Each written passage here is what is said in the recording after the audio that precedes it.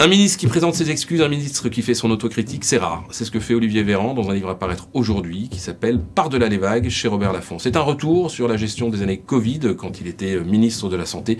C'est la plongée dans le quotidien d'un homme qui fait part de ses doutes, qui fait part de ses incertitudes et qui raconte ne dormir que 3 heures par nuit à l'époque au point de frôler le burn-out. Ses erreurs, il en reconnaît sur le masque.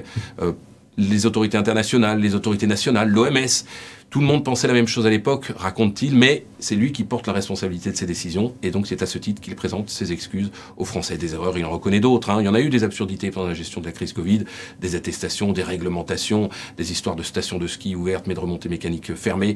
Tout ça, Olivier Véran le raconte et reconnaît que les Français aient pu être déboussolés. Et puis il y a des doutes aussi. Il raconte comment il n'a pas cru au début à l'ampleur de cette crise Covid. Il n'en croyait pas ses yeux, un peu comme tous les Français. Il raconte comment il a été plongé dans le bain. Il raconte ses doutes aussi avec le professeur Didier Raoult de Marseille. Lui aussi, Olivier Véran aurait espéré à l'époque que l'hydroxychloroquine, ça marche, mais en tant que ministre de la Santé, il a quand même fait attention. Une petite voix lui disait non, de ne pas mettre ce médicament en vente libre en attendant la preuve de son efficacité. Pour le coup, il était bien inspiré.